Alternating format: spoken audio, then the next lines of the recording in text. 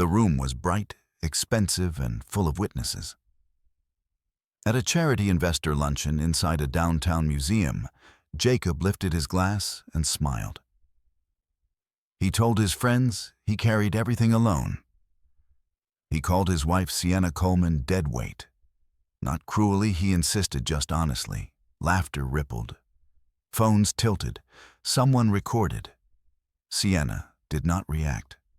She sat still, hands folded, eyes steady, as if she were listening to something no one else could hear. Jacob had no idea that the future of his dream stocks was already documented elsewhere on paper in accounts under her name. What he thought was harmless humiliation was already evidence, and the room, without knowing it, had just become part of the record. Stay with this story until the end. Some truths only surface when patience outlasts noise. If you're watching, leave a comment with where you're tuning in from and your local time. It matters more than you think. And if you believe accountability doesn't need shouting to be real, consider subscribing. This is a story about silence, paper trails, and what happens when words are finally measured against facts. People who met Sienna Coleman often came away with the same impression: she was quiet, almost forgettable. Not in a way that suggested weakness, but in a way that made others fill the silence for her. She listened more than she spoke. She asked fewer questions than expected. And when conversations drifted toward boasting or complaint, she simply nodded and let them pass. It was an impression that suited Jacob just fine. They lived in a modest, well-kept house on a tree-lined street outside the city, nothing extravagant, nothing visibly strained. Jacob liked to describe it as practical, though what he meant was that it matched the story he told about himself, the ambitious husband, pulling them forward through discipline and intelligence, married to a woman who was grateful to be carried along. Sienna worked as a financial administrator for a regional hospital system. Her job title never impressed anyone at parties, which was precisely why Jacob rarely mentioned it. She managed budgets for departments no one ever saw: oncology, pediatrics, outpatient care, tracking numbers that had real consequences, but no glamour. She was good at it, methodical, calm under pressure. The kind of person colleagues trusted with sensitive information because she never treated it lightly. Jacob worked in a world that thrived on visibility. He floated between tech-adjacent finance roles, always talking about what was coming next. New platforms, new opportunities, new stocks that were going to change everything. He followed markets with the intensity of a believer, not a student less interested in risk than in affirmation. His dream stocks, as he called them, were more than investments. They were proof that he was smarter than average, faster than cautious people destined for something larger. At home, the imbalance was subtle at first. Jacob paid the mortgage from his account. He handled the larger bills. He liked to say it out loud, usually with a laugh, as if he were poking fun at himself. "I've got it," he'd say when Sienna reached for her wallet. "You save yours."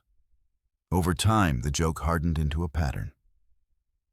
He paid, therefore he decided. He earned, therefore he led.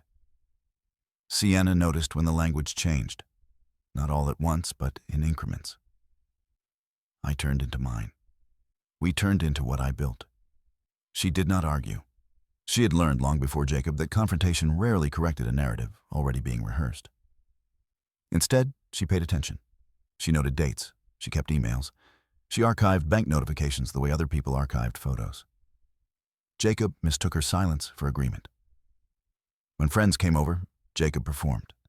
He told stories about late nights, risky calls, moments when he alone had saved them. He described Sienna affectionately but vaguely. "She keeps things running. She doesn't care about money stuff. She's happy letting me handle it." The tone was indulgent, not angry. That made it harder to challenge. People laughed, nodded, accepted the framing. Sienna would pour drinks, clear plates, sit slightly apart from the conversation. She noticed who never looked directly at her when Jacob spoke about her. She noticed who did and said nothing anyway.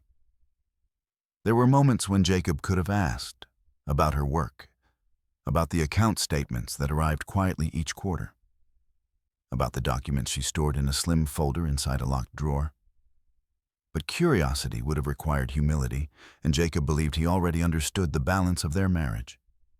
He believed she had nothing he needed to know. The truth was simpler and more inconvenient than Jacob imagined. Years before she met him, Sienna had inherited a minority share position through a family trust assets tied to companies Jacob now tracked obsessively. The holdings were legal, clean, and boring in the way real money often is. No drama, no sudden windfall. Just ownership confirmed and recorded with statements that arrived like clockwork. She had never hidden it. She had simply never announced it. To Sienna, money had always been a tool, not an identity. She had grown up watching it distort conversations and expectations. When she married Jacob, she chose not to lead with numbers. She wanted to be known as a partner, not a portfolio. She believed, perhaps naively, that respect would grow from shared life rather than disclosed assets. Instead, Jacob filled the absence with assumption. As his confidence grew, so did his impatience. He began to criticize small things, the way she organized the pantry, the time she spent at work, her reluctance to optimize their finances. He framed his comments as concern. "I just want us to be smart," he said. "You don't think like an investor." What he meant was that she did not think like him. Sienna never corrected him. She continued doing her job well. She continued keeping records. When Jacob moved money between accounts, she saved the confirmation emails. When he joked about being the only one contributing, she remembered the date and the audience. Not because she planned to use it, but because she understood how easily memory could be rewritten. The charity luncheon was not the beginning of the story. It was simply the moment Jacob said the quiet part out loud in a room full of people who believed him. By then, Sienna had already learned something important about her marriage, that Jacob valued perception over accuracy, that he preferred applause to understanding. What neither Jacob nor his friends realized was that Sienna's patience was not passive. It was preparatory. She was not waiting for an apology. She was waiting for the record to complete itself, and it was already well underway. The charity luncheon had been marketed as intimate, curated, and selective. Invitations were printed on heavy stock. The venue, a modern art museum downtown, was chosen for its clean lines and glass walls, a place where wealth could appear tasteful rather than loud. Jacob liked that. He believed money should look effortless. He arrived early, confident, guiding Sienna through the crowd, with a hand placed lightly at the small of her back. To anyone watching, the gesture read as affectionate. To Sienna, it felt directional, like she was being positioned rather than accompanied. They were seated at a round table near the center of the atrium. Jacob recognized most of the faces around them. Former colleagues, a venture partner, two couples he regularly played golf with. These were people who spoke the same language he did, returns timing upside. People who laughed easily at stories about risk and reward, especially when the risk belonged to someone else. Sienna greeted them politely. She smiled when spoken to. She listened. No one asked her what she did for work. As lunch progressed, the conversation drifted the way Jacob enjoyed most, from safe small talk to performance. Someone mentioned a recent market swing. Another joked about the stress of being the only adult in a household. Jacob leaned back, glass in hand, sensing an opening. He stood to make a toast. It was meant to be light. That was how he would later describe it. Just a little honesty among friends. "I won't bore you with numbers." He began smiling, but you all know how it is. Some of us are pulling the weight, some of us are morale support. Laughter surfaced, cautious at first, then louder. Jacob glanced at Sienna and chuckled. I love her," he added quickly, as if that settled the matter. "But let's be real. I'm the engine. She's the dead weight." The word landed harder than he expected. There was a brief pause, a fraction of a second, when even the laughter hesitated. Then, someone laughed too loudly, and the moment passed. Phones lifted under the guise of capturing the room. A friend clinked his glass in approval. The narrative resumed its forward motion. Sienna felt the temperature change. Not in the room, but inside herself. She did not flinch. She did not smile. She did not look at Jacob. She looked at the table instead, at the condensation forming beneath her water glass, at the careful alignment of silverware. She registered the faces around her, who avoided her eyes, who looked curious, who looked satisfied. She noticed the woman 2 tables away, angling her phone just slightly toward them. Jacob sat back down and pleased. He had said what he had been thinking for years, and the world had not ended. In fact, it had rewarded him. The affirmation loosened something in him. He spent the rest of the lunch expanding on the theme. How hard it was to be responsible, how some people just didn't understand pressure, how gratitude was underrated. Each comment stacked on the last building a version of the truth that felt complete to him. Sienna remained quiet, but her silence was not empty. It was busy. She noted the exact phrasing Jacob used. She noted the way he framed his contributions as exclusive. She noted the absence of qualifiers, the confidence with which he spoke in absolutes. These were not insults spoken in private, softened by context or emotion. These were declarations, public ones. When lunch ended, Jacob lingered to talk shop. Sienna excused herself and walked slowly toward the restroom, passing beneath the museum's high ceilings. Her phone vibrated. A notification someone she didn't recognize had tagged her in a short clip. The caption was casual. Funny moment at today's lunch. She did not open it. Not yet. Instead, she stood in front of the mirror and observed herself with the same detachment she brought to spreadsheets. Her face was calm, her posture unchanged. No visible sign of injury. She washed her hands, dried them carefully, and returned to the table. On the drive home, Jacob replayed the moment with satisfaction. "They get it," he said, hands loose on the wheel. "You should have seen their faces. It's refreshing, to be honest." Sienna looked out the window, honest about what she asked. Jacob shrugged. About reality. She nodded. She did not ask him to define it. That night after Jacob fell asleep, Sienna opened her laptop. She watched the video once, then again. The audio was clear. Jacob's voice carried easily over the clinking of glasses. The word "deadweight" was unmistakable. She saved the file, renamed it with the date and location, and uploaded it to a secure folder. Then she opened another folder, one she had been building quietly for months.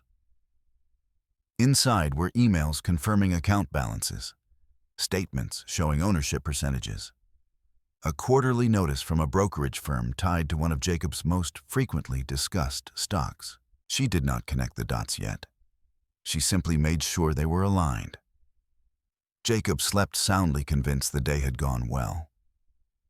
In his mind, the luncheon had solidified his role not just as a provider, but as a man unafraid to say the truth out loud.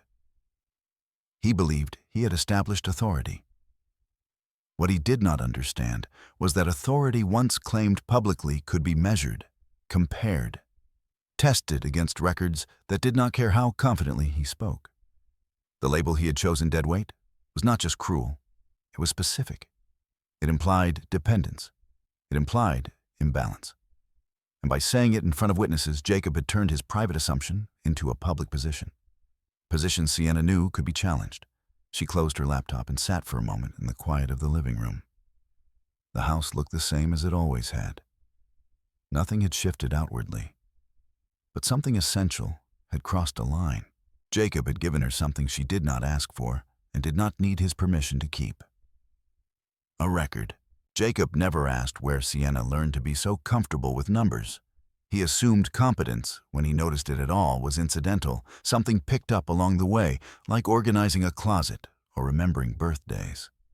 In his mind, financial understanding came from proximity to power, and power clearly belonged to him. The truth sat quietly in a trust account established years before Jacob entered her life. Sienna's father had been a cautious man. Not wealthy in the way Jacob admired, no bravado, no speculative thrill, but disciplined, patient, and deliberate. He believed in ownership more than income, in holding rather than flipping. When he passed, the trust he left behind was simple and clean. A collection of minority share positions in companies he believed would endure. No instructions for rapid growth, no pressure to sell, just stewardship. One of those companies later became one of Jacob's dream stocks. Sienna had been in her mid-20s when the trust activated. She had taken the paperwork to a small brokerage office, sat across from an advisor, and asked practical questions. What were her obligations? What were her options? What did nothing look like? The advisor explained the virtue of patience. She listened. She chose stability. Quarter after quarter, the statements arrived. She read them. She filed them. She did not announce them. When she met Jacob, she told him she worked in finance administration. She did not say she owned shares. She did not lie. She simply didn't volunteer information he never requested. Early in their relationship, Jacob talked often about money, what he wanted, what he feared, what he believed it said about people. Sienna learned quickly that disclosure would change the tone, that numbers would become leverage. She decided quietly to let time do its work. For a while, it almost did. Jacob's career advanced in fits and starts. He talked big, took risks, learned just enough language to sound convincing. He liked Sienna's steadiness then. Her calm anchored him. Her silence felt like support. But as his confidence grew, so did his need to define hierarchy. The absence of her financial disclosure became in his mind confirmation of her dependence. Sienna noticed the shift without dramatizing it. She noticed when Jacob stopped asking her opinion on large purchases. When he began referring to my money instead of our savings. When his jokes about carrying the household stopped sounding like jokes. She did not correct him. She did not remind him of the trust. She understood that correcting someone mid-narrative often only made them defend it harder. Instead, she prepared. She organized her documents. She separated personal from marital accounts. She made sure every statement was current, every confirmation saved. She learned the language of ownership not to impress anyone, but to protect herself from being misunderstood later. The irony was not lost on her. Jacob talked constantly about transparency, about knowing where money came from and where it went. But he never asked her the most basic question, whether she owned anything at all. The charity luncheon forced something into the open, not for Jacob, but for Sienna. The word deadweight lingered not because it hurt, but because it revealed. Jacob did not see her as a partner who chose quiet. He saw her as someone who lacked value unless proven otherwise. And he was comfortable announcing that belief publicly. That comfort changed the calculus. The following week, Sienna received her quarterly trust statement. The numbers were unremarkable to anyone outside the context of Jacob's world. To her, they were confirmation. Ownership had increased marginally due to a corporate action she had anticipated months earlier. The company's ticker symbol was one Jacob mentioned frequently, always with excitement, always as if it were a discovery he had made himself. She placed the statement in its folder and updated her spreadsheet. Date, amount, notes. Jacob, meanwhile, was writing the afterglow of the luncheon. He replayed it in conversations, recasting it as a moment of candor that people respected. You know how it is, he told a coworker over drinks. Some people contribute, some people benefit. He said it without malice, as if it were an economic principle rather than a judgment. At home, his tone sharpened. He questioned Sienna's expenses, small as they were. He asked why she needed certain subscriptions. He suggested she cut back on things he deemed unnecessary. Each suggestion came wrapped in reason, but carried an undertone of authority. Sienna complied without argument. She adjusted. She documented. One evening, as Jacob scrolled through market news on his phone, he spoke casually about a position he was planning to increase. "This one's going to move," he said. "I can feel it." Sienna looked up from her book. "What makes you so sure?" she asked, her voice even. Jacob laughed. "Instinct. And research. You wouldn't get it." She returned to her page. She did get it. She had read the same filings. She had read them before Jacob ever mentioned the company by name. Later that night, she emailed her attorney not to escalate, not to accuse, but to ask a question. A simple one, about disclosure, about how ownership was treated when one spouse publicly claimed sole financial responsibility. The response came the next morning, measured and professional. Document everything. Don't correct the narrative yet. Let it finish forming. Sienna understood. Narratives, like markets, revealed their weaknesses over time. Jacob continued to perform certainty. He tightened his grip on finances under the guise of leadership. He spoke about sacrifice as if it were his alone. Each action aligned neatly with the story he had already told in public. He did not realize he was doing Sienna a favor, because when the time came to reconcile words with records, consistency would matter. Sienna never resented Jacob for not knowing. Resentment required expectation. What she felt instead was clarity. She saw him clearly now, not as a villain, but as a man who equated volume with truth and believed silence meant absence. He would learn eventually that silence could also mean restraint. And restraint backed by paper had weight. Jacob's friends liked to think of themselves as practical people. They spoke in shorthand, reduced lives to spreadsheets and punchlines. Success in their view was measurable. Failure was simply what happened when someone refused to optimize. They gathered often after work on weekends at each other's houses, drawn together by a shared belief that ambition excused bluntness. Among them were Mark Reynolds, a senior analyst, who never missed an opportunity to remind people of his hours. Ethan Brooks, a college friend who had pivoted careers twice and talked about both as victories. And Laura Finch, whose husband worked alongside Jacob and whose approval Jacob quietly sought. These were the people who reinforced his assumptions. At a dinner hosted by Mark and his wife, Jacob retold the charity luncheon story with embellishments. He framed it as a moment of courage. "You know how it is," he said, swirling his drink. "Everyone pretends things are equal, but someone's always carrying more." Ethan laughed. "Man, you're generous. I'd never say it out loud." Laura tilted her head. "At least you're honest," she said. "Some people would just quietly resent it." No one asked how Sienna felt. Sienna sat at the far end of the table, folding her napkin carefully. She did not defend herself. She did not explain her work, her assets, or her restraint. She watched the way the conversation moved around her, never quite landing. She noticed how Jacob's confidence grew with each nod of agreement, how his posture relaxed, as if he were being validated by consensus rather than challenged by reality. Later that evening, as coats were gathered and goodbyes exchanged, Mark clapped Jacob on the shoulder. "You've earned the right to run things," he said. "Don't let anyone slow you down." Jacob smiled, accepting the endorsement. On the drive home, he was quiet for a while. Then he said, "You could speak up sometimes. People might misunderstand." Sienna looked at him. Misunderstand what? Jacob hesitated. "You know, that you're okay with how things are." She turned back toward the window. "I am okay," she said. It was true in a limited sense. She was okay because she was prepared.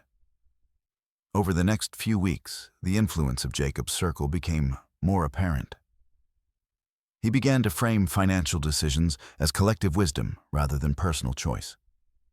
"Mark thinks we should rebalance," he said once. Ethan agrees. The implication was clear dissent would not be from him alone, but from a group. Sienna did not dissent. She listened. She noted dates and phrasing. She saved messages where Jacob summarized these conversations, forwarding them to herself with brief annotations. External pressure. Shared framing. When Jacob suggested consolidating accounts for simplicity, she agreed provided they did it the right way. She requested copies of statements. He complied, pleased by what he interpreted as cooperation. He did not notice her creating parallel records. The friends' influence reached beyond finances. They reinforced Jacob's belief that emotional distance was efficiency. When Sienna declined a weekend trip because of work, Jacob relayed it as lack of ambition. "She's comfortable where she is," he told them. The group nodded, as if that explained everything. What Jacob didn't see was how their validation narrowed his thinking. He stopped asking questions altogether. He stopped noticing inconsistencies. The story they told him was simple. He was the engine. She was the passenger. Simple stories were easier to maintain than complex truths. Sienna, meanwhile, became more deliberate. She reviewed her trust documents again, checking beneficiary language ownership percentages and transfer conditions. She updated her spreadsheet, linking statements to specific calendar events. Jacob's public comments, his account changes, his increased control. The pattern was becoming clear, even if she never named it out loud. One afternoon, she received an email from a colleague at the hospital about a routine audit. The language was dry procedural. Sienna handled it efficiently, providing documentation without defensiveness. She was accustomed to scrutiny that mattered. At home that night, Jacob complained about an unexpected fee on one of his accounts. "They're always nickel and diming," he said. "I need to stay on top of this." Sienna asked casually, "Do you want me to look at it?" He waved her off. "I've got it. This stuff is complicated." She let the comment pass. She'd already looked. The fee corresponded to a timing issue he hadn't anticipated. She made a note. Not to correct him, but to understand how his decisions were stacking. The next dinner with friends was louder than the last. Wine flowed. Conversation turned to deadweight. In broader terms, employees who underperformed, partners who didn't pull their share. The phrase had become shorthand, stripped of its cruelty by repetition. Sienna listened as if she were hearing a case presented without cross-examination. Laura leaned toward her at one point and said, "You're lucky, you know. Not everyone gets someone so driven." Sienna smiled politely. "I know." Luck was not the word she would have chosen, but she understood what Laura meant. Proximity to power was being mistaken for participation in it. Jacob basked in the atmosphere. He felt justified, supported. He began to speak more freely at home, less careful with his words. "I need you to trust me," he said one evening. "I'm making moves for us." "For you," Sienna corrected gently. Jacob frowned. Same thing. She did not argue. She had learned that the people who insisted most loudly on unity often used it to avoid accountability. After Jacob went to bed, Sienna reviewed the video from the charity luncheon again. She noted how the laughter had peaked after the word deadweight, how easily cruelty became entertainment when framed as honesty. She saved a transcript alongside the file, adding timestamps. The friends who fed Jacob's confidence believed they were helping him. They believed they were reinforcing strength. What they were actually doing was removing his incentive to question himself. That removal made his eventual reckoning cleaner.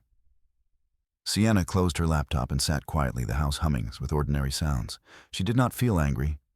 Anger would have demanded resolution. What she felt instead was a narrowing focus. Jacob's circle had given him permission to say what he believed. They had turned private contempt into public posture. In doing so, they had given Sienna exactly what she needed: a consistent narrative. And consistent narratives, once recorded, were easy to test against facts. The shift from assumption to control was gradual enough that Jacob never announced it. He framed each decision as efficiency, each restriction as protection. To him, it was not domination, it was leadership. It began with passwords. One morning, Sienna tried to log into their shared budgeting app and found the credentials rejected. She assumed it was an error. When she mentioned it casually over breakfast, Jacob barely looked up from his phone. "Oh, he said I tightened security. Too many breaches lately. I'll handle it." She nodded. "Okay." By the end of the week, her debit card declined at a grocery store she had visited for years. The cashier apologized, embarrassed. Sienna smiled, paid with another card, and drove home without calling Jacob. When she did mention it later, he sounded annoyed rather than concerned. "I moved things around," he said. "You don't need access to everything. It's cleaner this way." Cleaner for whom he did not specify. Sienna did not protest. She did not ask for access to be restored. She did what she always did, she documented. She saved the bank's automated decline notice. She took screenshots of the timestamps. She wrote a single line in her notes, "Access restricted," without discussion. Jacob's language changed along with the logistics. He began referring to money as something that required discipline, she supposedly lacked. "I can't afford mistakes," he said one evening. "You don't think in terms of risk?" She thought in terms of exposure. And Jacob was increasing his daily. As accounts were consolidated under his control, notifications began arriving more frequently. Alerts about transfers, balance thresholds, new linked services. Sienna read each one carefully. She noticed patterns Jacob did not timing that coincided with market volatility withdrawals that preceded his unusually confident moods. One transfer in particular caught her attention. A sizable amount moved late at night, hours after Jacob had told her he was just reading. The next morning, a brokerage email arrived referencing increased margin usage. The connection was subtle, but it was there. She added another note. Jacob, emboldened by the lack of resistance, tightened further. He canceled a subscription she used for continuing education, calling it unnecessary. He suggested she reduce her work hours until things stabilized, though nothing in their household finances suggested instability, unless one looked closely at his trades. Sienna declined the reduction politely. "I like my work," she said. Jacob scoffed. "It's not really about liking it. It's about priorities." She did not ask whose priorities he meant. The control extended into conversations. When Sienna mentioned a news article about one of Jacob's favorite stocks, he cut her off. "I don't need armchair analysis," he said. "This is my lane." She made a note of the phrase, "my lane." Despite the tightening grip, Jacob was careless in one way that mattered. He spoke freely. He left voicemails. He sent texts summarizing decisions. He explained himself in writing, assuming agreement where there was only silence. Each message reinforced the same framing he decided she followed. Sienna saved everything. One afternoon, she called the bank directly, not to complain, not to challenge, but to ask procedural questions.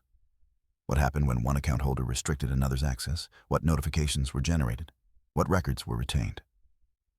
The representative answered neutrally, unaware of the significance. That evening, Sienna forwarded the call log to herself. Jacob began to sense a change, though he could not name it. Sienna was quieter, yes, but she had always been quiet. What unsettled him was the absence of reaction.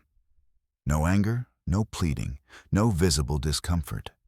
Control, he was learning, felt less satisfying without resistance. "You're being distant," he said one night, standing in the doorway of their bedroom. "I'm busy," she replied. "With what?" She met his eyes. "My responsibilities." He laughed, dismissive. "I wish you'd take finances as seriously as I do." She did, just not in the way he expected. A week later, another alert arrived, this one from the brokerage. It referenced account exposure and recommended review. The language was cautious but clear. Sienna read it twice. The timing aligned with another late-night transfer. She printed the email and placed it in her folder. Jacob's control was not just emotional now, it was traceable. Each action left a footprint. Each justification added context. He believed control meant invisibility, that by centralizing access, he erased complexity. In reality, he concentrated it. The charity luncheon video remained untouched in its folder waiting. Sienna did not revisit it. She did not need to. What mattered now was the pattern emerging around it, a story of authority asserted publicly and enforced privately. Jacob continued to speak as if his version of events were settled fact. "I handled the money," he told a friend over speakerphone. "She doesn't want the stress." The statement was unchallenged, delivered as if it were common knowledge. Sienna listened from the kitchen, writing the date on a sticky note. Later that night, she emailed her attorney again. She attached a small selection of documents, bank alerts, a screenshot, a transcript of a voicemail. Her message was brief. "Access is being restricted. Transfers are increasing. Public statements continue." The reply came the next morning. "You're doing the right thing. Keep everything. Don't confront yet." Sienna closed the email and went to work. Jacob mistook her compliance for surrender. He believed control, once established, maintained itself. He did not see that by tightening his grip, he was narrowing his margin for error. Control created records. Records created accountability. And accountability, unlike applause, did not fade.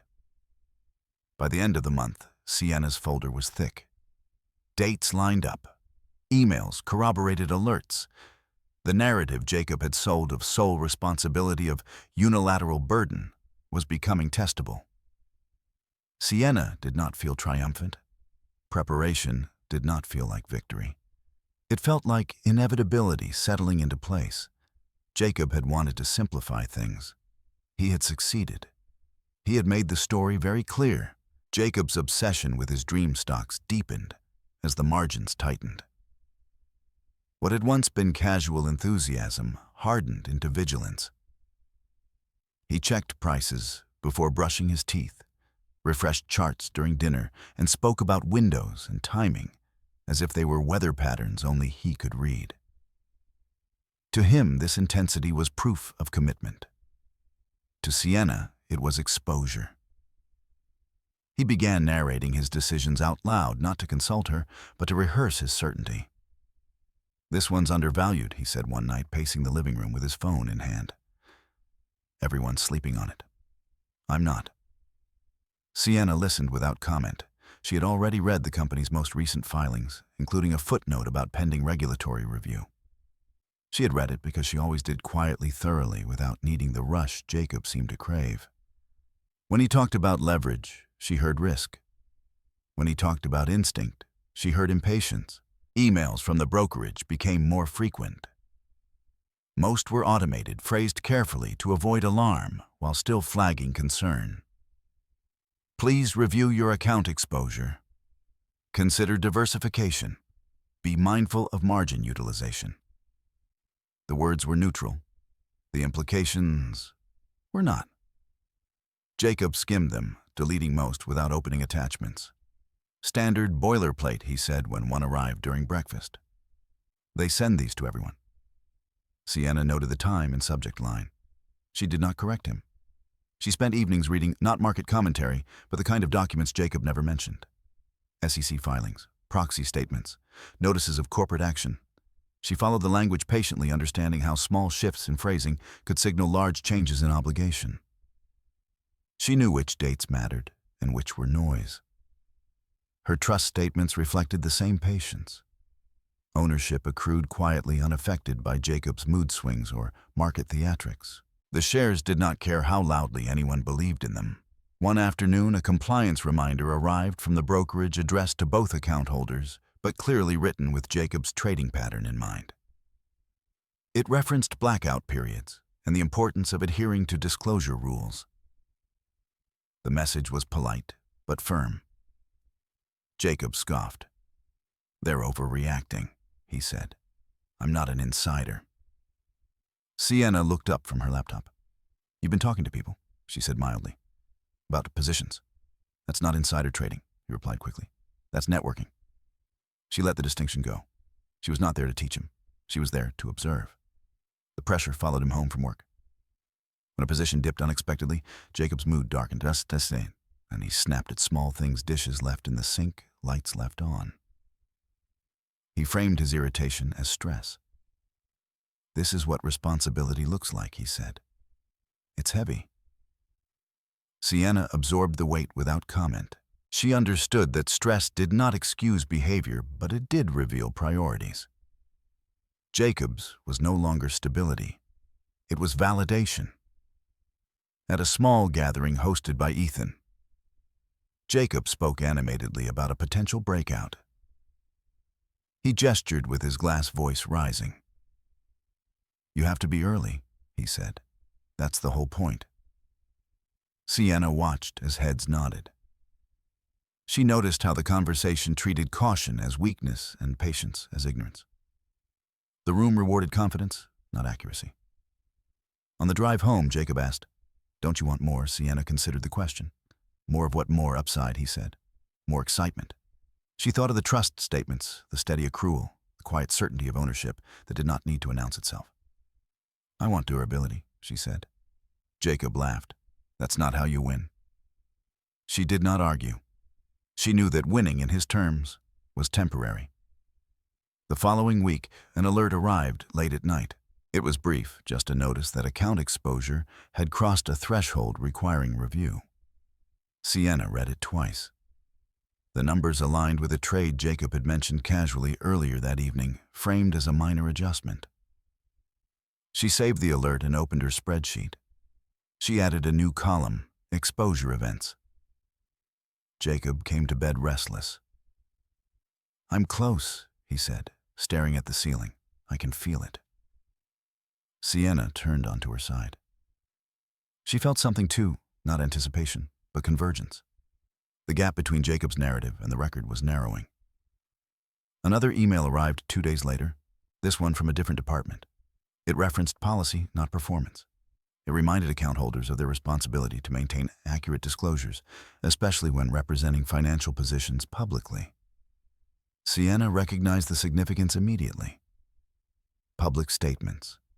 She thought of the luncheon, the dinners, the repeated claims of sole responsibility, the word deadweight echoing in a room full of witnesses.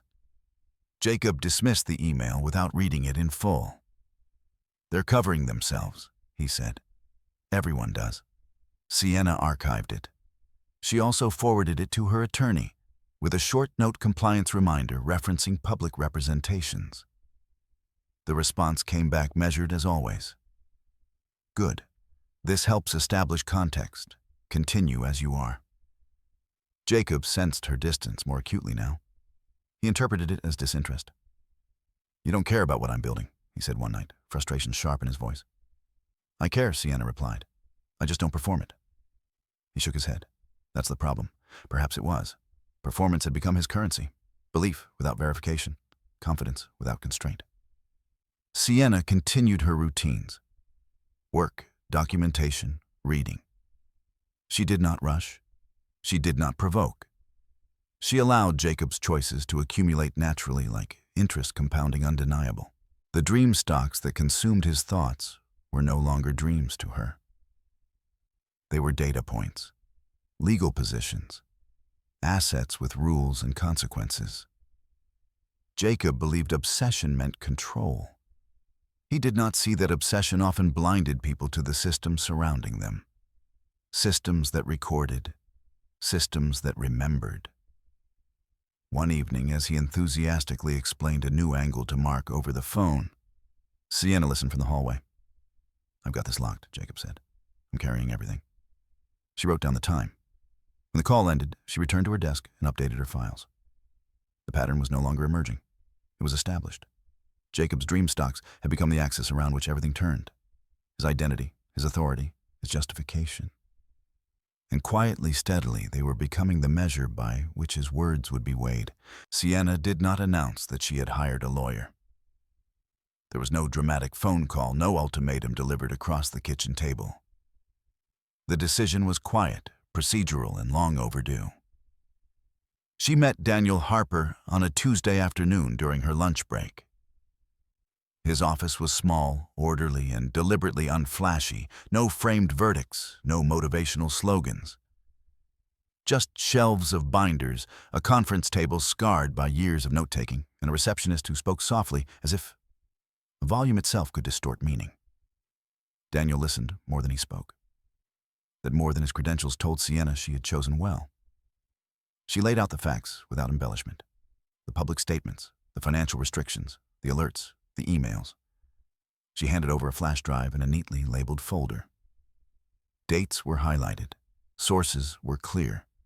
There was no anger in her presentation, only sequence. Daniel reviewed the material slowly. He did not interrupt. When he did speak, it was to ask clarifying questions that sharpened rather than challenged her account. "Has he ever asked you to sign anything?" he asked. "Not yet," Sienna replied. "He will," Daniel said, not unkindly. "People who centralize control tend to formalize it." He explained the framework she was already intuitively following. Evidence preservation, narrative formation, the importance of letting patterns complete themselves before introducing resistance. He spoke about marital property financial disclosure obligations and how public representations could matter in legal proceedings. "Don't correct him," Daniel said. "Not yet. Let him continue describing the reality he believes in. The clearer he is, the easier it becomes to compare it with records. Sienna nodded. She had already learned that lesson the hard way. They discussed her trust. Daniel reviewed the documentation with interest, noting the clarity of ownership and the absence of commingling.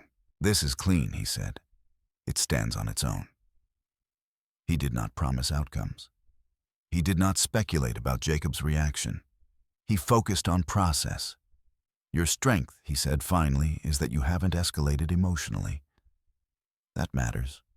Courts understand procedure better than passion." Sienna left the office with a clear plan and no sense of urgency. Timing, Daniel emphasized, was as important as substance. At home, Jacob was unaware that anything had changed. He continued his routines, increasingly absorbed in his trades and his sense of authority. He spoke in declarations now, not suggestions. "I'm restructuring things," he said one evening. "It's for the best." Sienna acknowledged him with a nod. She did not ask questions that might interrupt his momentum. Over the next week, she began implementing Daniel's guidance without altering her outward behavior. She created backups of her files stored securely off-site. She began keeping a contemporaneous journal, not emotional entries, but factual ones. Date, time, action, statement. Jacob noticed none of it. He did, however, notice her calm. It unsettled him. "You're being weirdly okay with all this," he said one night after an argument he had largely conducted alone. "I'm okay," she replied. He searched her face for something: fear, frustration, resistance. He found none. The absence irritated him more than any protest could have. His control tightened again. He canceled a credit card she had rarely used, citing redundancy. He informed her after the fact. She saved the notification. 2 days later, he forwarded her an email from the bank summarizing recent account changes. "Just so you know," he wrote. The tone was casual, almost generous. Sienna replied with a simple, "Thanks for the update." She forwarded the email to Daniel. Jacob began speaking about money as if it were a burden no one else could comprehend. "I don't sleep," he told Ethan over the phone. "I'm carrying everything." The phrase repeated itself often enough that Sienna began to recognize it as rehearsal. At Daniel's suggestion, she requested copies of historical statements from the bank, framing it as personal record-keeping. The bank complied without question. She added the documents to her files, noting discrepancies between what Jacob said and what the records showed. One afternoon, she received a voicemail from Jacob while she was at work. His voice was tense. "We need to talk about spending," he said. "I'm under a lot of pressure and I need you to be on the same page." She saved the message. She did not return the call until she got home. When she did, she kept her tone neutral. "What do you need from me, support?" he said. Less pushback. She almost smiled at the word. Pushback implied resistance.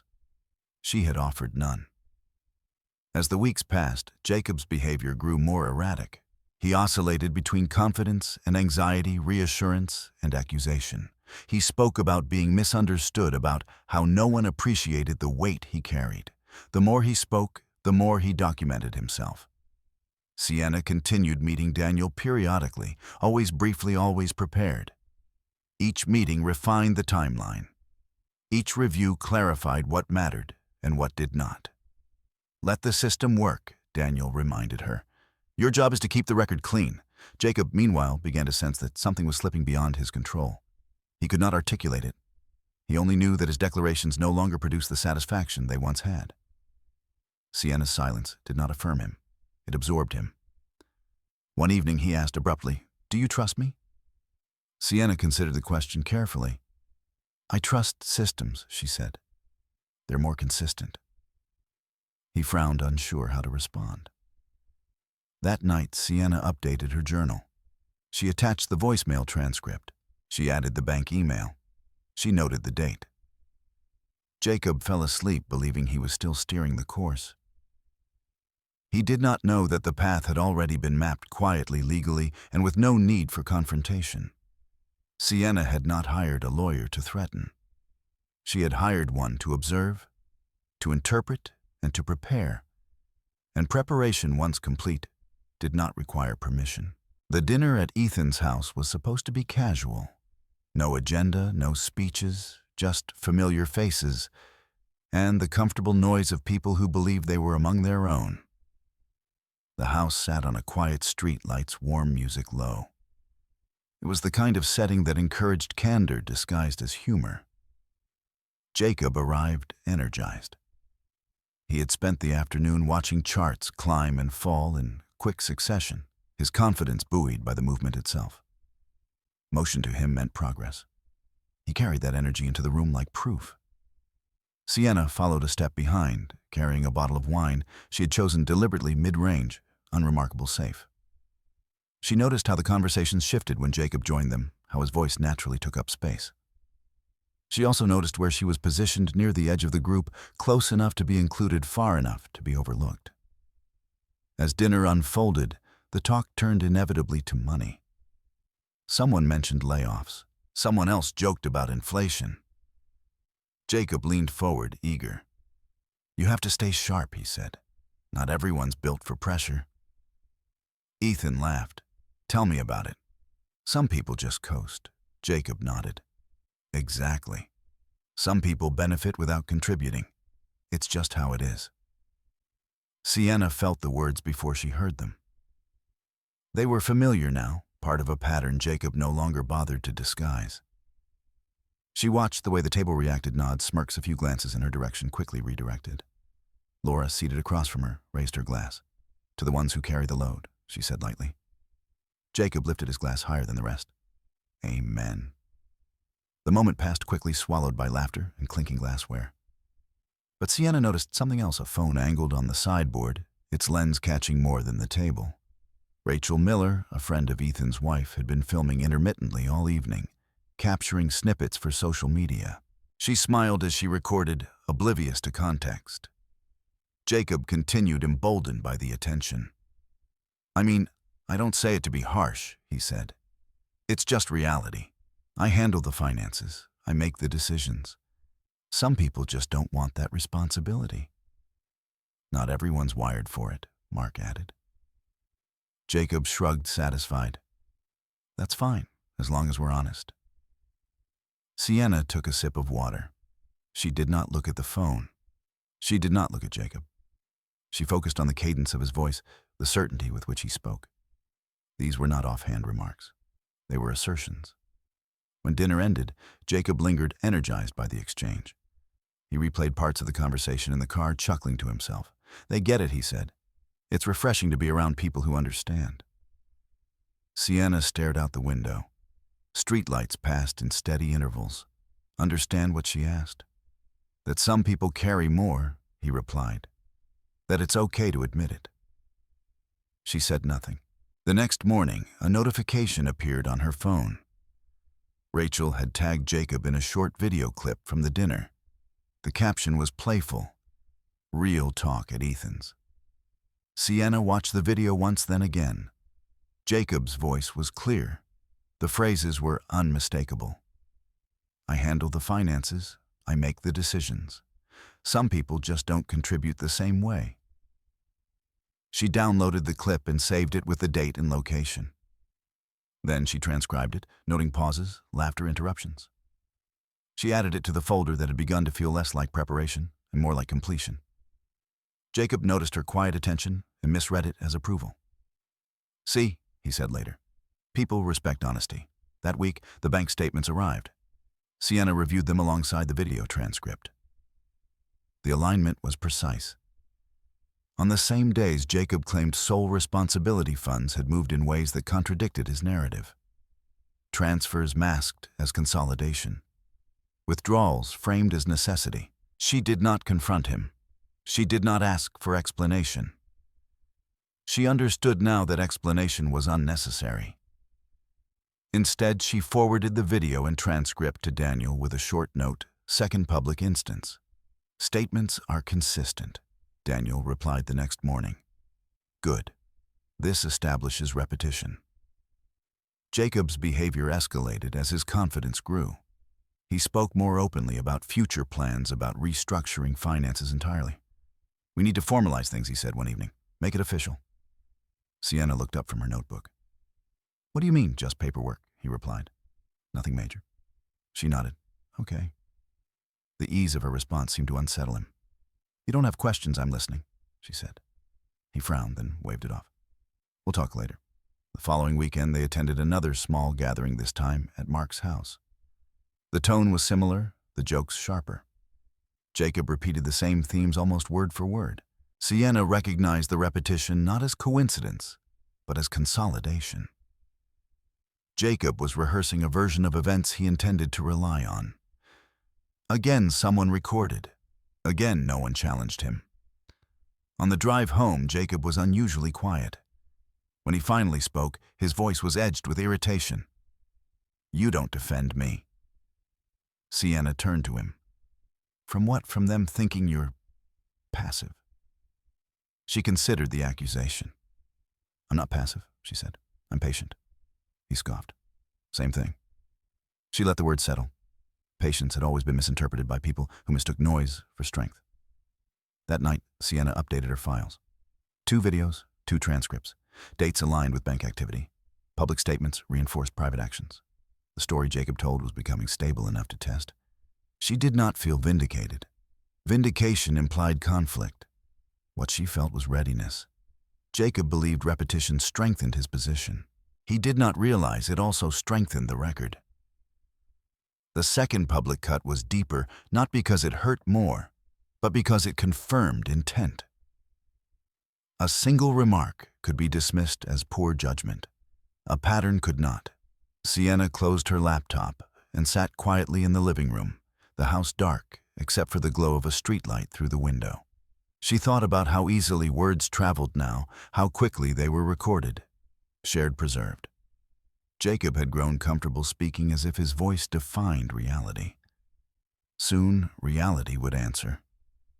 And it would do so without raising its voice. By the time the second video surfaced, the story Jacob had been telling no longer needed interpretation. It repeated itself with mechanical consistency, each statement reinforcing the last. Sienna understood now that the most useful evidence was not dramatic, it was cumulative.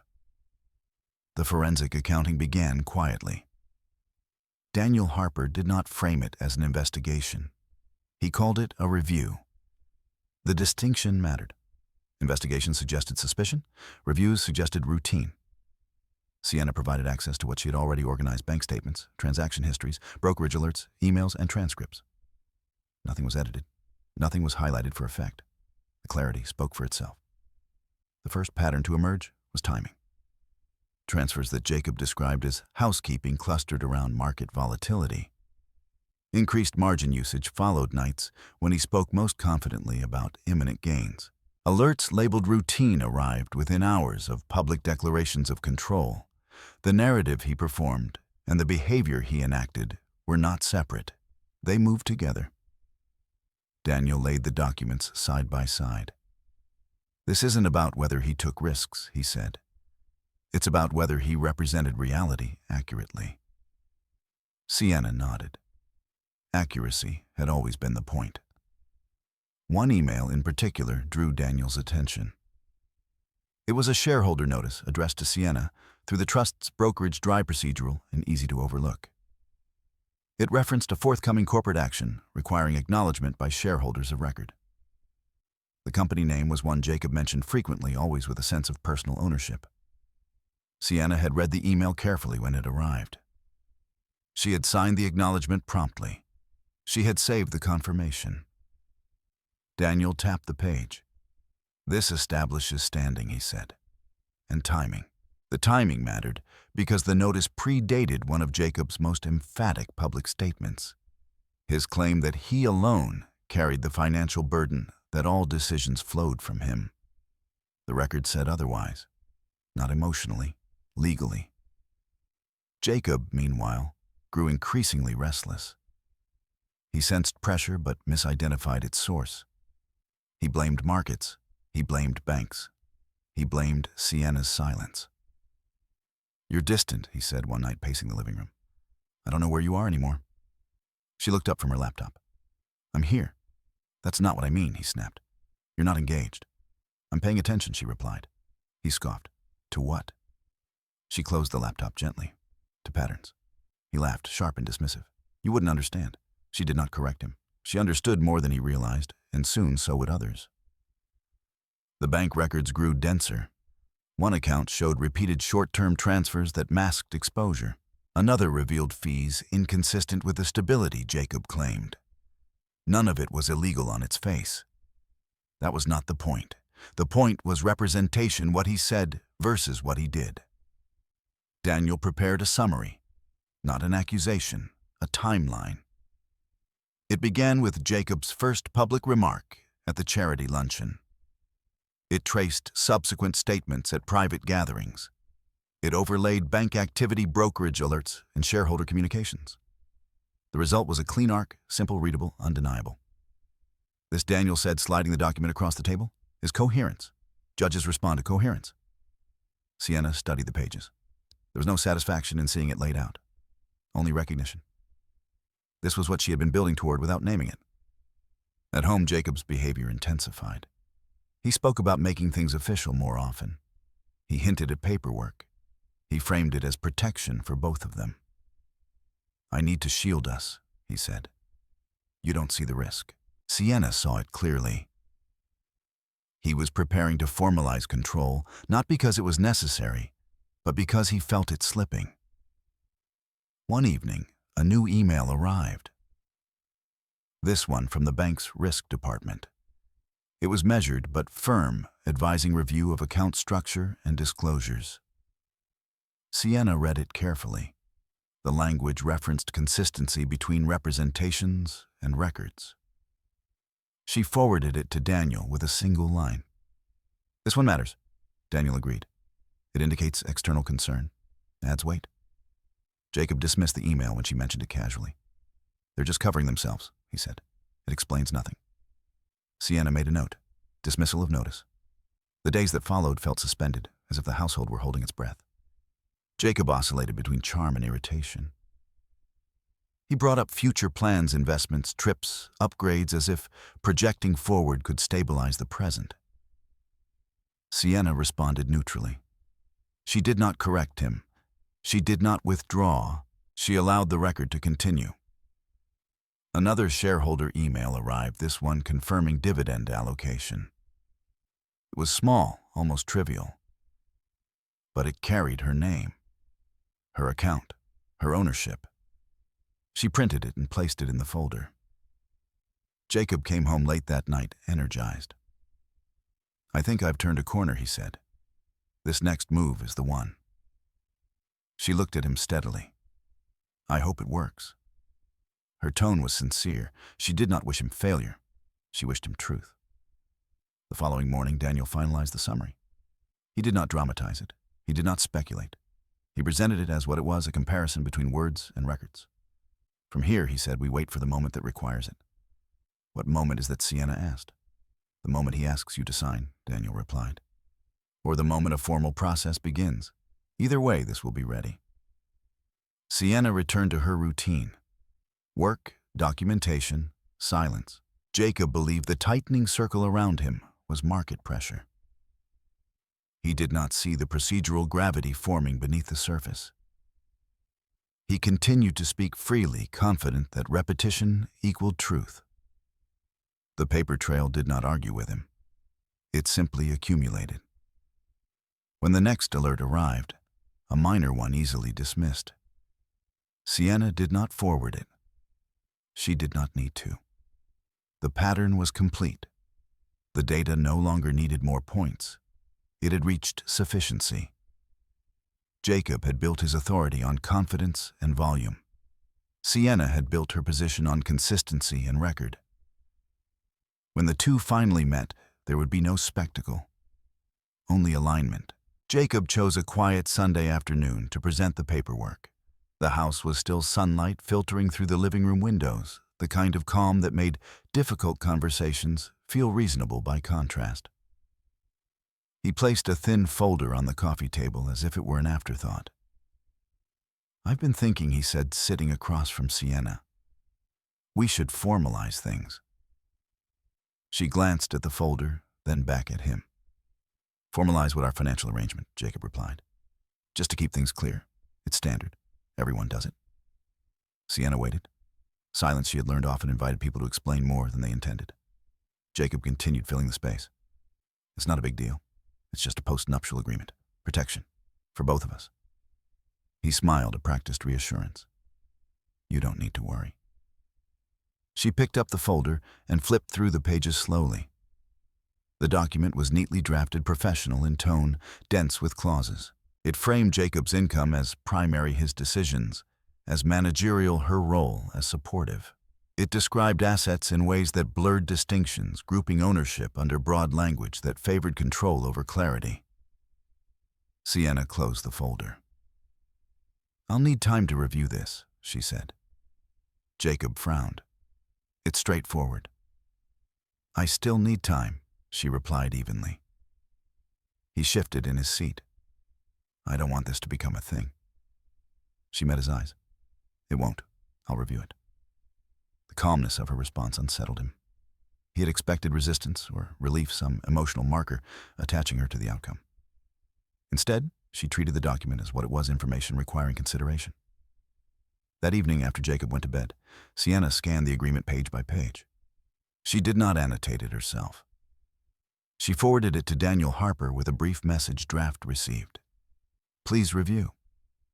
Daniel's response came the next morning. This is not standard. It assumes facts, not an evidence. It requires disclosure before signature. Sienna nodded to herself as she read. The language Jacob had chosen was not accidental. It relied on the narrative he had been repeating publicly: sole responsibility, unilateral decision-making. What he wanted now was not agreement, but validation. At breakfast, Jacob watched her closely. What do you think he asked?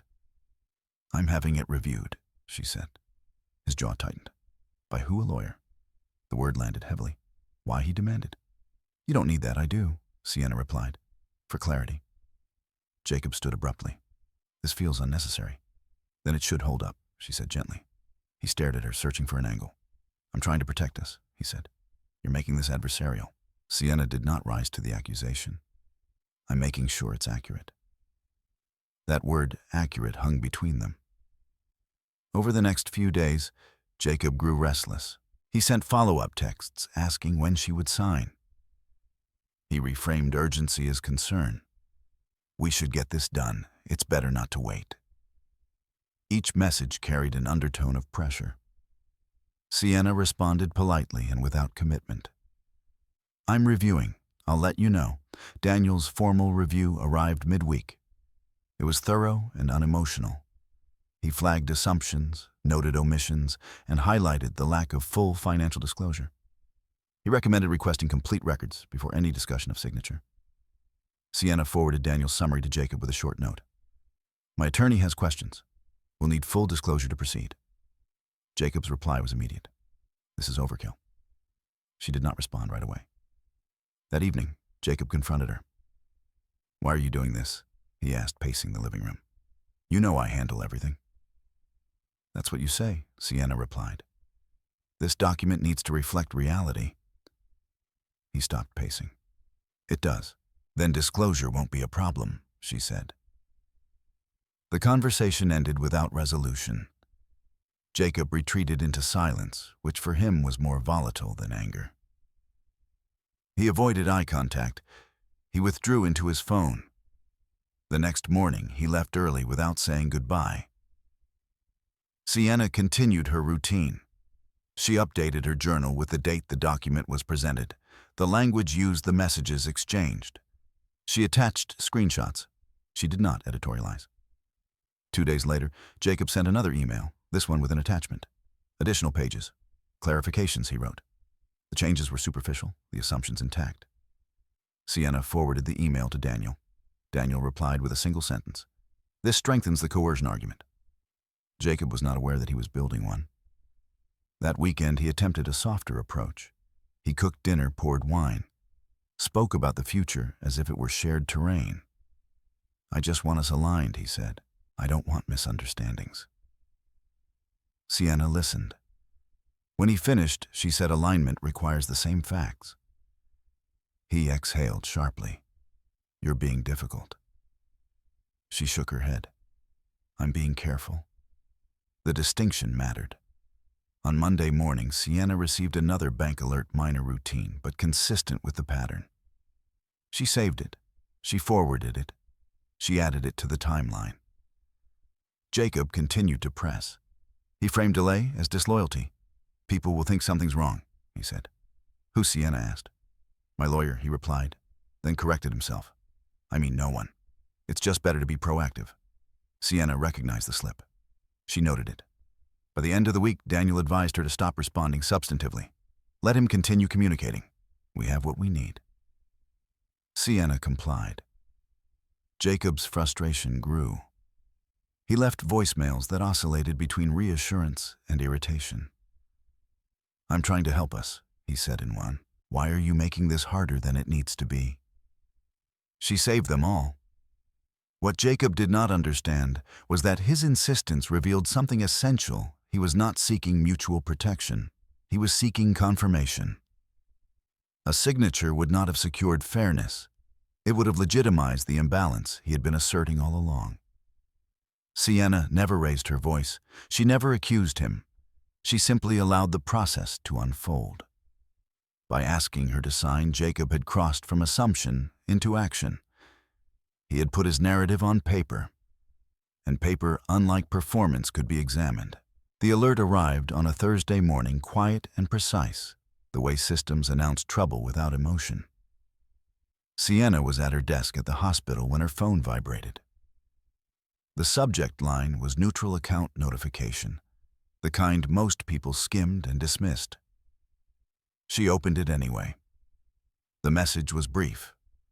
Account exposure had exceeded an internal threshold. A temporary review was underway. Certain transactions might be limited pending confirmation. No accusation, no panic, just procedure. She read it twice, then once more slower. The timing mattered. The alert was stamped less than 12 hours after Jacob had made another late-night transfer, one he had described casually over dinner as nothing, just adjusting. Sienna forwarded the alert to Daniel with a single line. This just triggered. Daniel replied within minutes. Do not engage him yet. Let the system speak first. By the time Sienna arrived home that evening, Jacob was already pacing. Did you see the email he demanded, holding his phone up as if it were proof of betrayal?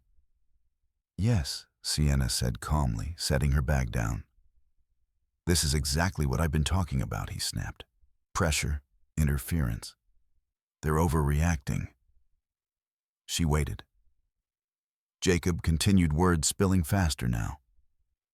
I need you to understand something. This is serious. I can't have distractions. I understand, she said. You don't, he insisted. You've never had to carry this kind of weight, the phrase again. Rehearsed. Familiar. Sienna met his eyes. What would you like me to do? He stopped pacing. The question disarmed him. I need you to stay out of it, he said finally. Let me handle it. She nodded. Okay. Her agreement unsettled him more than resistance would have. He stared at her for a moment, searching for something, fear perhaps, or submission. Finding neither, he turned away. That night, Jacob made several phone calls. Sienna heard his voice through the walls, sharp with defensiveness. It's just temporary, he said. No, it doesn't mean anything. Each reassurance sounded less convincing than the last. At one point, he left a voicemail for Sienna from the other room, an odd choice, but revealing. I need you to trust me, he said. This is my responsibility. She saved the message. The next day, a second alert arrived. This one referenced margin utilization explicitly. It recommended immediate review and noted that certain protections might activate automatically if conditions persisted. Jacob's reaction was immediate and misplaced. He blamed Sienna. This wouldn't be happening if you hadn't involved a lawyer, he said, voice raised now. You made this adversarial. Sienna looked at him steadily. The bank doesn't know my lawyer. That's not the point, he snapped. You changed the tone. You made them nervous. She said nothing. Jacob's anger escalated into accusation. You've been undermining me, he said. Talking to people, making it seem like I don't know what I'm doing. I haven't talked to anyone, Sienna replied. You don't have to, he said. Your silence says enough. He turned away, muttering. Deadweight, he said under his breath. Sienna heard it. She wrote it down later, noting the time. That afternoon, Daniel called. His voice was calm but deliberate. The bank alert changes the posture, he said. From internal pattern to external trigger. What does that mean, Sienna asked. It means the record is no longer just yours, Daniel replied. An independent system has flagged inconsistency. That matters. He advised her to stop responding to Jacob's accusations altogether. Let him talk, Daniel said. Let him leave messages. Let him explain himself in his own words. Jacob did exactly that. Over the next 48 hours, he left a series of voicemails, some pleading, some angry, some contradictory. In one, he insisted the issue was minor. In another, he warned that everything was at risk. In a third, he accused Sienna of sabotage. Each message carried the same thread: I am carrying everything. Sienna saved them all. The bank followed procedure. A representative called to confirm details, asking neutral questions about account structure and disclosure. Sienna answered factually. She did not volunteer commentary. She did not speculate. The representative thanked her and ended the call. Jacob overheard part of the conversation and erupted afterward. Why would you talk to them without me? He demanded. They called, Sienna said simply. You're supposed to defer to me, he said. She looked at him. I answered their questions. The next alert came late Sunday evening. It was not dramatic. It did not freeze accounts outright. It notified both account holders that certain transactions were temporarily restricted pending review. Jacob stared at his phone in disbelief. This can't be happening, he said. They can't do this. They can, Sienna replied. It's in the agreement. He rounded on her. You knew this would happen. She did not deny it. She did not confirm it. She said only, the system responds to risk. That night, Jacob recorded himself without realizing it. He called Sienna from the driveway, forgetting she was inside the house. His voice, captured clearly by the security system, was raw with panic. You don't get it, he said. If this goes bad, it's on you. I've been carrying us, everything. The recording saved automatically. Sienna listened to it once. Then she forwarded it to Daniel. Daniel replied shortly after. This is significant. It establishes attribution of responsibility in his own words. Monday morning arrived with no drama, just finality. The bank's review proceeded. Requests for documentation were issued. Timelines were compared. Representations were checked against records. Jacob's version of reality, repeated so confidently for months, began to fray under scrutiny, not because anyone argued with him, but because the data did not support him. He grew quieter, then volatile. He alternated between apology and blame. I didn't mean it like that, he said at one point. You know I respect you. Sienna listened. She did not correct him. She did not accept the apology. She understood now that intent mattered less than impact and record. By midweek, Daniel informed her that the procedural threshold had been met. From here, he said, we move formally.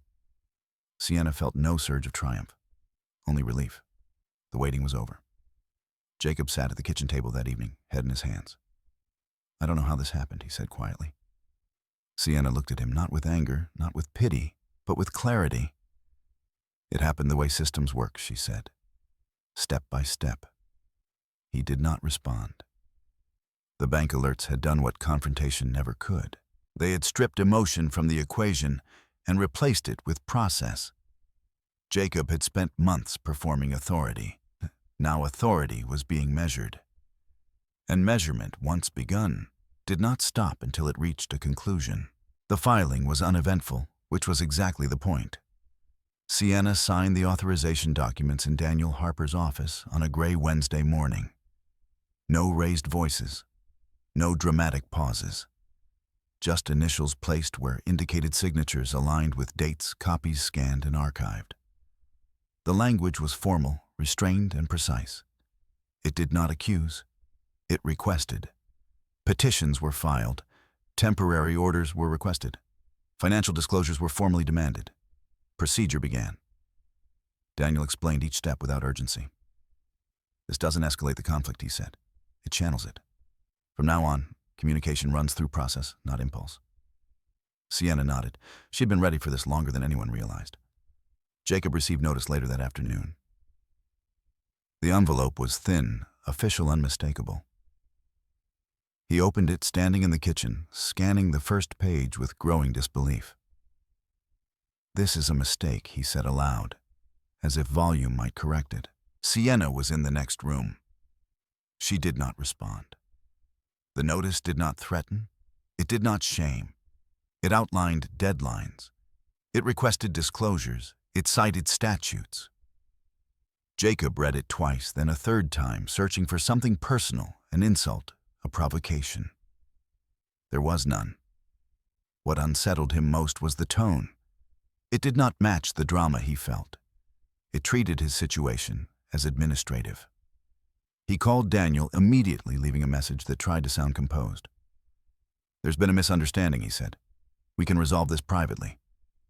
Daniel returned the call an hour later. "All communication should go through counsel," he said calmly. "Please have your attorney contact me." Jacob hung up feeling dismissed, not attacked. The difference mattered. That evening, he confronted Sienna. "Why would you do this without telling me?" he demanded. "I didn't do it without telling you," she replied.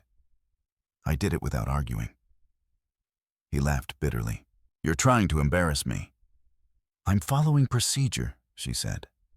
The words infuriated him. "You think paperwork makes you right. I think paperwork makes things clear," Sienna replied. The next days were filled with deadlines. Jacob was required to produce full financial disclosures, accounts, transfers, brokerage statements, liabilities. The list was exhaustive. It was also standard. He struggled with it. Not because the information was unavailable, but because it contradicted the version of himself he had been presenting. The disclosures required acknowledgement of risk of shared ownership of statements that could no longer be framed as jokes. His attorney hastily reviewed the materials with growing concern. "You've been saying you're the sole financial provider," she noted. "That's not accurate." Jacob bristled. "It's basically true." "Basically isn't a category," she replied. As disclosures were exchanged, Sienna's documentation arrived exactly as expected. Organized, chronological, unemotional. Trust statements, brokerage confirmations, emails, alerts, video transcripts, audio recordings, each item labeled, each date corroborated. Daniel did not editorialize. He let the materials speak. Jacob's submissions, by contrast, required revision. Dates were corrected. Explanations were added. Clarifications appended. Each adjustment made the record heavier, not lighter. The court issued temporary orders maintaining status quo and preventing unilateral changes. Jacob read the language twice, stunned by its neutrality. It did not condemn him. It simply limited him. At work, his focus fractured. Meetings blurred. Colleagues noticed his distraction. Rumors surfaced, not dramatic, just curious. Why was compliance asking questions? Why was legal reviewing communications? Jacob's authority, once bolstered by confidence, now encountered friction, not resistance review. Sienna continued her routine. She went to work. She met deadlines. She answered requests promptly. She did not discuss the case with friends. She did not seek validation. Daniel checked in periodically. "You're doing well," he said. "Consistency matters." Jacob attempted reconciliation through messages that mixed apology and accusation. "I didn't mean it," he wrote in one. "You took it too far," he wrote in another. Sienna did not respond. The system did. Requests for additional documentation arrived. Timelines were refined. Representations were cross-referenced. Jacob's repeated claim that he carried everything was now evaluated against records that said otherwise. He began to understand the danger of repetition. The same phrases that had once earned nods now read as overstatement. The same jokes now appeared as admissions. A mediation date was set. In preparation, Daniel assembled a concise brief. Not long, not theatrical. It summarized the narrative in plain language public statements, private control, documented ownership, external alerts. It concluded with a simple request for equitable resolution. Jacob read the brief with his attorney and felt something unfamiliar: smallness. Not humiliation, but proportion. His story, once expansive and confident, now occupied a limited space on a page. "This isn't how I thought it would go," he said quietly. His attorney did not respond. On the day of mediation, Sienna arrived early. She wore neutral colors. She carried a thin folder. Her posture was steady. She did not rehearse what she would say. She did not need to. Jacob arrived late, flustered, scanning the room as if looking for an audience. There was none. Just a mediator, 2 attorneys, and the record. The session proceeded methodically. Positions were stated, documents referenced. No one raised their voice. No one mocked anyone else. When Jacob spoke, he repeated familiar lines: pressure, responsibility, intent. When Sienna's materials were introduced, the mediator asked clarifying questions. Dates were noted, statements compared. The contrast was stark. Jacob realized then that performance had no place here. There were no friends to laugh, no glasses to clink, only consistency. After a break, his attorney spoke quietly to him. He nodded, resigned. When the session ended, there was no dramatic conclusion, just agreements outlined, terms drafted, follow-ups scheduled. Sienna left the room without looking back. She did not feel victorious. Victory implied competition. What she felt was relief. The system had taken over. Jacob sat alone for a moment, staring at the table where his words had been weighed and measured. He finally understood what Sienna had meant. Systems did not care how loudly you spoke. They only cared whether what you said matched what you did. The hearing did not resemble the scenes Jacob had imagined during sleepless nights. There were no raised voices, no dramatic revelations delivered for effect. It took place in a modest room with neutral walls, a long table, and a clock that ticked audibly when no one spoke. The atmosphere was not hostile. It was procedural. That Jacob would later realize was the most unsettling part. Sienna arrived early again, seated beside Daniel Harper, her posture unchanged for mediation. She had dressed with the same restraint, nothing that suggested triumph or grievance. A thin binder rested in front of her tabs, visible each labeled in plain language. Jacob entered with his attorney a few minutes later. He looked tired. The confidence that had once carried him through social rooms did not translate here. There was no space for charm, no reward for volume. The judge began without preamble. Deadlines were confirmed. The scope of review was outlined. This was not a trial. It was an evaluation. Facts would be assessed. Statements would be compared to records. Conclusions would follow. Daniel spoke first briefly. He did not accuse Jacob of cruelty or intent.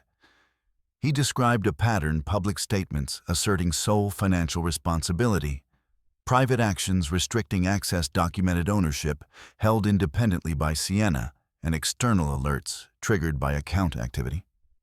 He referenced dates, not emotions. He cited documents by exhibit number. When the first video transcript was introduced, the room remained still. The words appeared on paper stripped of laughter and context. Deadweight. I carry everything. I make the decisions. The judge read silently, then looked up. Is this an accurate transcription, she asked. Jacob's attorney nodded. Yes, the bank records followed. Not all of them, just enough. Transfers aligned with dates. Alerts matched statements. The timeline did not require interpretation. It required acknowledgement. When Jacob was asked to respond, he leaned forward, hands clasped tightly. I didn't mean it like that, he said. It was a joke. People joke. The judge nodded once. We're not evaluating humor, she said. We're evaluating representations. Jacob swallowed. I was under pressure. I said things. Daniel interjected gently. Your Honor, the issue isn't whether pressure existed. It's whether the statements accurately reflected the financial reality. The judge turned back to Jacob. Do they? He hesitated. Silence stretched longer than it ever had at a dinner table. Not exactly, he said finally. The admission was quiet. It did not feel like defeat. It felt like alignment catching up to him. Next came the shareholder notices. Sienna's name appeared clearly. Dates were confirmed. Ownership was not framed as leverage, only as fact. The judge asked a few questions about the trust. Daniel answered concisely. The documentation stood on its own. When the audio recording from the driveway was introduced, Jacob's attorney did not object. The words were unmistakable. "I've been carrying everything. If this goes bad, it's on you." The judge listened, expression neutral. "Mister," she said, addressing Jacob, "you've described yourself repeatedly as the sole bearer of financial responsibility. The records show shared assets and independent ownership. Can you explain the discrepancy?" Jacob looked at the table. "I believed I was carrying the risk," he said. "Belief is not the same as fact," the judge replied. "And risk is not the same as ownership." There was no reprimand, just clarification. As the hearing progressed, the contrast became undeniable. Jacob spoke in generalities, pressure, stress, and tension. Sienna's materials spoke in specifics, dates, amounts, acknowledgments. The system favored the latter, not out of bias, but out of necessity. When Sienna was invited to speak, she did not deliver a statement. She answered questions, short responses, no elaboration. She did not describe how it felt to be called deadweight. She did not recount nights of anxiety. She confined herself to what was asked. At one point, the judge asked her directly, "Why didn't you correct the record earlier?" Sienna considered the question. "I didn't think it would matter," she said. "I thought accuracy would speak when it needed to." The judge nodded. "It has." By the end of the session, the outcome was clear. Temporary orders were adjusted. Access was restored appropriately. Ownership distinctions were formally recognized. A framework for resolution was set. No one smiled. No one celebrated. Jacob sat quietly as the terms were read. He felt something settle, not shame exactly, but consequence. His words, once scattered across rooms full of laughter, had been gathered and placed in sequence. In sequence, they told a different story. After the hearing, the hallway felt unusually bright. Sienna stood with Daniel for a moment, reviewing next steps. "You did well," he said. "You stayed within the process." She nodded. That was the point. Jacob passed them without stopping. He did not look at Sienna. He did not need to. The record had already done the looking. Later that evening, Sienna returned to the house and began packing. Not everything, just what mattered. Documents were already secured. The rest could wait. Jacob arrived home late. He watched her from the doorway as she folded clothes carefully, each movement deliberate. "Is this it?" he asked quietly. She paused, then continued folding. "It's time," she said. "For what?" "For clarity." He exhaled. "I never meant to hurt you." She looked up then, meeting his eyes without anger. "Intent doesn't undo impact," she said. "And words don't disappear just because we wish they had stayed private." He nodded slowly, as if hearing the lesson too late. Sienna closed the suitcase and zipped it. The sound was final, but not harsh. As she left the house, she felt no rush of triumph. Only space. The kind that comes when noise finally stops. The hearing had not punished Jacob. It had measured him. And in being measured, his authority had been reduced to what it truly was. Finite, documented, correctable. Sienna walked away with her name intact and her record clear. That was enough. The final agreement arrived by email on a quiet morning, its subject line unremarkable. Sienna opened it at her kitchen table, sunlight cutting across the page as she read. The language was formal, measured, and restrained. No declarations, no moral conclusions. Just terms, acknowledgments, and closures. It reflected exactly what the process had established. Assets were defined precisely. Ownership was clarified without embellishment. Access and responsibility were separated cleanly. There was no language of blame, no attempt to rewrite the past. The agreement did not punish Jacob. It simply corrected the record. Sienna read it once, then again, not because she doubted it, but because she wanted to be certain there was nothing left unsaid on paper. When she finished, she signed where indicated and sent it back to Daniel Harper with a brief note, "Approved." Daniel replied shortly after, "I'll finalize." There was no celebration. Closure, she had learned, did not arrive with applause. It arrived quietly when nothing more needed to be added. Jacob signed later that day. She did not watch him do it. She heard about it from Daniel, who mentioned it in the same tone he used to confirm filing deadlines or receipt of documents. "It's complete," he said. "You're free to move forward." Free was not the word Sienna would have chosen. Freedom suggested escape. What she felt instead was steadiness, the absence of tension, the end of constant vigilance. She moved out that weekend. The apartment she rented was small, bright, and unremarkable. It overlooked a street that hummed with ordinary life, people walking dogs, delivery trucks, idling neighbors, talking in low voices. No one knew her story there. No one needed to.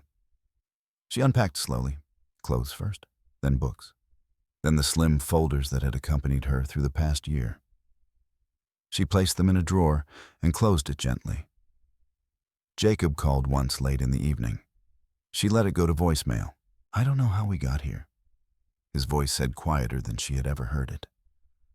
"I wish I'd done things differently." She saved the message, then archived it, not because she needed it, but because that was how she handled records. Carefully, without erasure.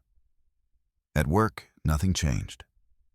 Sienna continued managing budgets, attending meetings, responding to audits.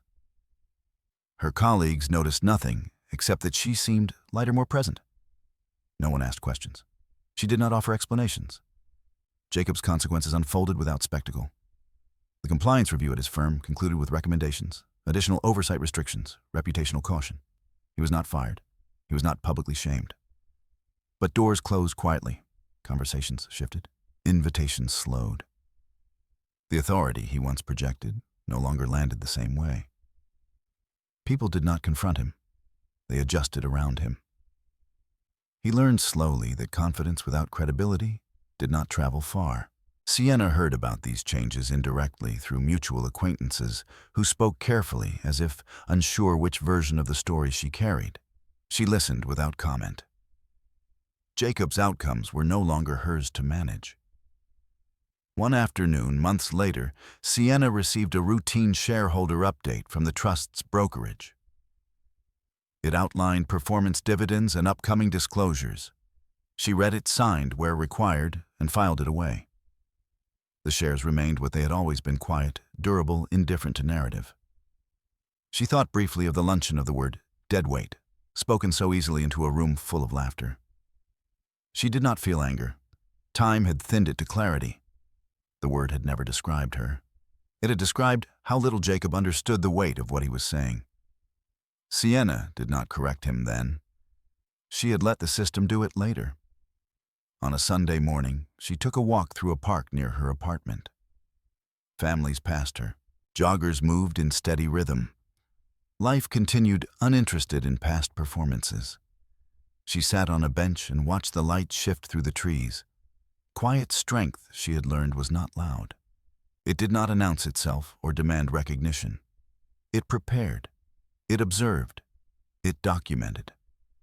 And when necessary, it allowed truth to arrive through procedure rather than confrontation. She never spoke publicly about what happened. She never posted explanations or rebuttals. The people who mattered already knew what they needed to know. The rest did not require correction. Years later, if someone were to ask how she handled it, how she endured being diminished so publicly, she would not describe endurance at all. She would describe attention, to language, to timing, to systems designed to notice what people missed. She did not win because she outperformed Jacob. She won because she did not compete. The story ended not with humiliation, but with proportion restored. Sienna Coleman walked forward with her name intact, her records clear, and her life unburdened by the need to prove anything. That was enough. Some stories don't teach through triumph. They teach through restraint. Sienna's journey is not about winning an argument or humiliating someone who wronged her. It is about something quieter and far more durable, the power of composure in a world that rewards noise. She was diminished, publicly mislabeled, and spoken over not once, but repeatedly. Yet, she never tried to correct the narrative with volume. She didn't rush to defend herself. She didn't trade dignity for validation. Instead, she paid attention. The deeper lesson here is that truth does not always need an advocate with a raised voice. Sometimes it needs a witness with patience. Sienna understood that systems, legal, financial, procedural, exist not to reward charisma, but to reconcile words with facts. While others performed confidence, she prepared consistency. While accusations flew, she documented. While emotions escalated, she waited. There is a temptation when wronged to respond immediately, to explain, to justify, to prove. But this story reminds us that reacting too early can trap us inside someone else's framing. Strength in its most effective form often looks like stillness. It looks like choosing when not whether to speak. Another truth emerges quietly: how we talk about people, especially in public matters, more than we think. Words create records. Jokes harden into positions. Repetition becomes belief. And eventually, belief is measured against reality. Not by outrage, but by evidence. Sienna didn't walk away with applause. She walked away with her name intact, with clarity, with a life no longer shaped by someone else's assumptions. That kind of ending isn't flashy, but it lasts. If this story resonated with you, take a moment to reflect: where in your own life have you mistaken silence for weakness or urgency for strength? Share your thoughts in the comments. Your perspective might help someone else who's quietly holding on. And if you value stories about quiet resilience, accountability, and justice that unfolds without spectacle, consider subscribing to the channel. These stories aren't about shouting the truth. They're about letting it stand.